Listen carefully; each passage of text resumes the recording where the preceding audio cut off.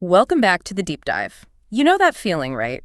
Especially if you're an entrepreneur. You're told, hustle hard, follow this roadmap, download that blueprint. But even when you do everything right, you still feel kind of stuck. Or maybe burned out, just off, like you're constantly fighting upstream. Well, today we're digging into something really interesting. What if the answer isn't another strategy, but getting closer to, well, you, aligning with your authentic self, your inner blueprint? That's exactly it. We're focusing today on human design. It's this fascinating system that came up in a conversation between Nicoline Huizinga, who's a human design coach, and Bradley Charbonneau on his YouTube channel, Repossible. We've really gone deep into what they discussed to figure out, okay, what is human design really? How does it work? And more importantly, how can it actually be applied, especially for entrepreneurs? Our mission here is to pull out the key insights from their chat about how understanding your unique energy can genuinely change how you work, how you lead, how you grow. Okay, so let's start with Nicoline Huizinga herself. Her background is pretty extensive. We're talking 25 years in coaching and training, and she ran her own business for 15 of those years. Right.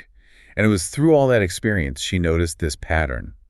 Lots of entrepreneurs, even using what she called the best strategies, were still hitting walls, feeling stuck, exhausted, just plain off. Sounds incredibly familiar for so many people in business. Oh, absolutely. And Nicoline, well, she kind of went through it herself. She mentioned trying all sorts of things. Some stuff worked a bit, but nothing really clicked until she found human design maybe 7 years ago now. And what's interesting is how she approached it, right? She didn't just dabble. No, not at all. She spent 2 solid years studying it really intensively. Before she even started talking about it professionally, she actually said that deep dive, that need to know everything to the letter, is part of her own human design. Wow. Yeah, it really shows her commitment, her thoroughness. And that dedication led to a real breakthrough for her. She described it vividly like being handed her own blueprint. Yeah. And realizing, oh, I've been building my business against my own energy all this time. Imagine that realization. So for the last 5 years or so, she's been using human design to help other service-based entrepreneurs do the same thing. Realign their businesses so they actually feel good, attract clients without that constant burnout. It sounds like a whole different way of thinking about business. Now, when you bring up something like human design, you often get reactions. That woo-woo label comes up. Right. Bradley Charbonneau, in their chat, actually talked about that. He called it math and magic. And he was pretty upfront about being skeptical of woo-woo weirdo stuff, his words. Even though he does meditate daily, talks to guardian angels. Right, so it's interesting. Yeah. But he said he trusted Nicoline's grounded, practical take. That's what made him open up to it. And Nicoline really tackles that woo thing directly. She calls human design a user manual for yourself. She explains how it brings together these ancient systems like astrology, the I Ching, chakras, the Kabbalah, but also connects them with modern science, like quantum physics and genetics. She pushes back on the skepticism by pointing out, hey, astrology, people have studied that for over 3,000 years. And energy, okay, you can't see it like you see a table, but like electricity, it's measurable. It's all around us. That's a good point. It bridges that gap, doesn't it, between the spiritual and the scientific. Less about belief, maybe, and more about patterns. Exactly. And Nicoline really stresses this isn't about trying to change who you are. Right. It's about remembering who you've always been. She sees it as a very, very practical compass. Practical. I like that. Yeah, she even mentioned that clients often say things like, how do you know this? It feels like you're inside my head. That must be quite validating for people, that feeling of being seen. Which leads to a really practical question Bradley kind of posed, even coming from a math background. Basically, what's the harm in just looking into it? Yeah. He said even one tiny piece he learned from his own human design, his strategy being waiting to respond, gave him huge relief. It actually helped him. So even for someone logical, analytical, there was tangible value there. Absolutely.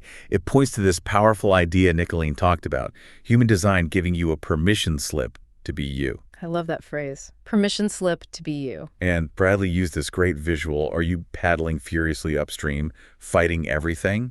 Or can you just turn the boat around and steer with the current? Go with your natural energy flow instead of against it. Imagine the difference in effort, in ease.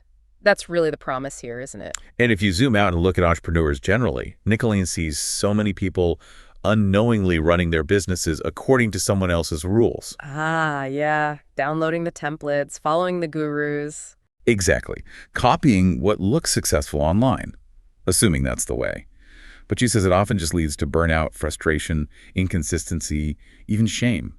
Why? Because it doesn't fit them. Right. It doesn't match their unique energy, rhythm, or voice. They're trying to wear someone else's clothes, basically. It makes perfect sense when you put it like that. So human design is supposed to show you your rules, the ones that actually work for you. That's the idea. It reveals things like your best way to make decisions, how you naturally communicate best, what your energy rhythm is really like. And Nicoline argues that when you start building from that blueprint, your personal one, things just start to flow again. She gave a great example, didn't she, about a client who was a projector type. Yes, the projector client. This person kept trying these big online launch formulas. Right, the ones that demand constant content, emails, challenges, masterclasses, just relentless output. Yeah, and every single time this client would just freeze up, totally exhausted. Okay, so what did human design reveal there? Well, projectors, as an energy type, don't have that consistent, sustainable energy source like, say, a generator does.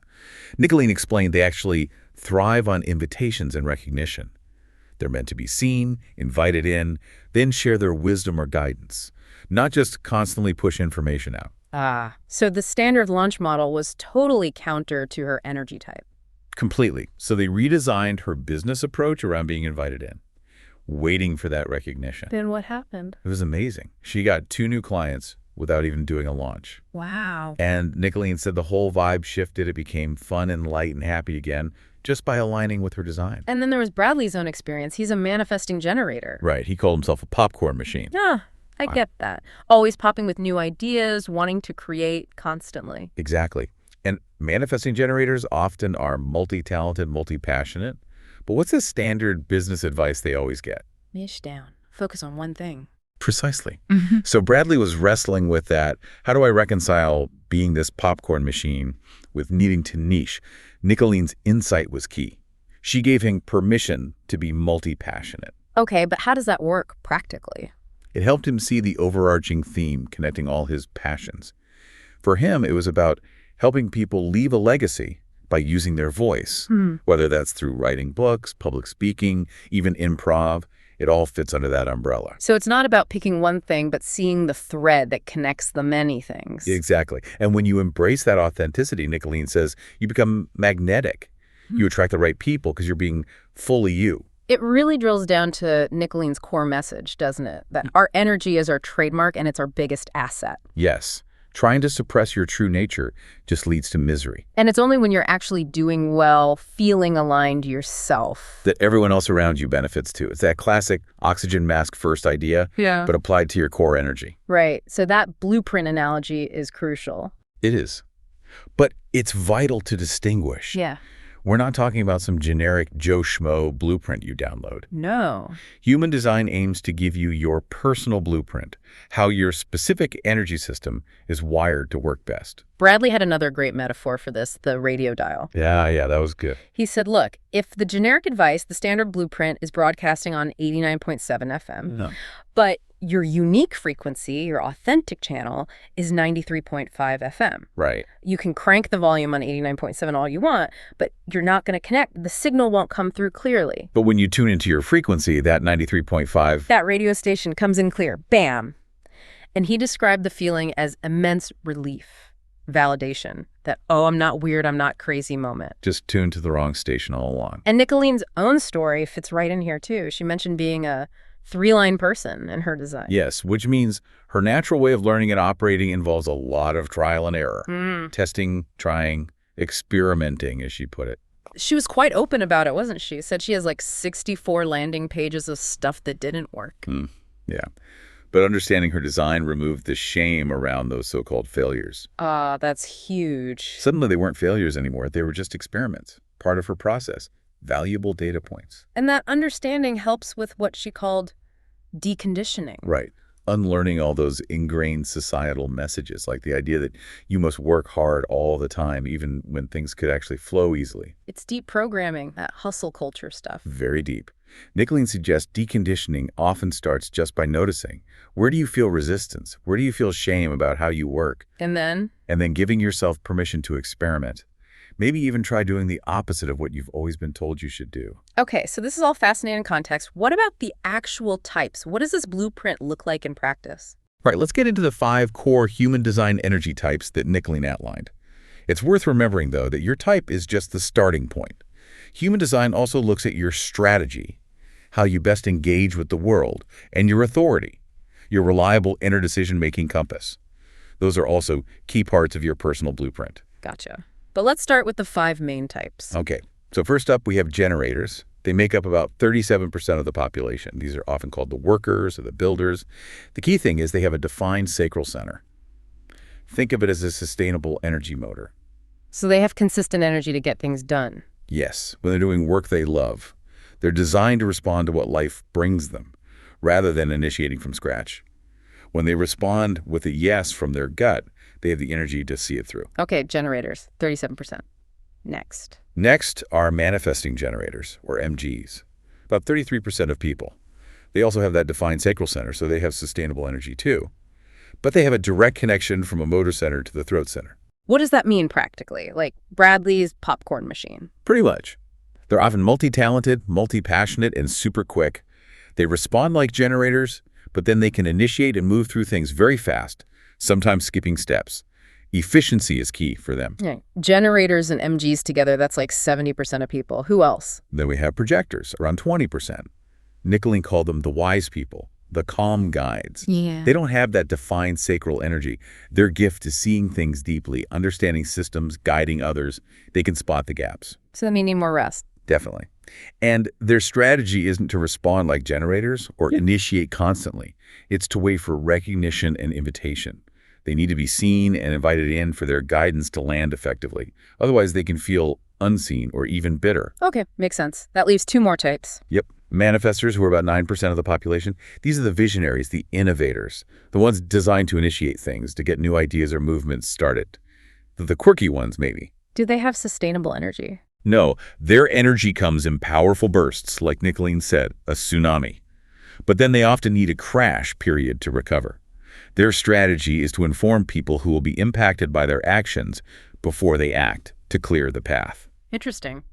And the last one, the rarest. That's the reflector. Only about 1% of the population. They have no defined centers at all in their chart. Nicoline described them as the canary in the coal mine. Meaning they are incredibly sensitive to their environment and the people around them. They reflect and amplify the energy and health of their community or surroundings. Their superpower is their sensitivity. They need time and space to process, and their decision-making strategy involves waiting through a full lunar cycle, about 28 days, to gain clarity. Okay, 5 distinct types. So if someone listening is thinking, wow, which one am I? Which I definitely am. Right. How do they find out? Nicoline made it sound pretty straightforward.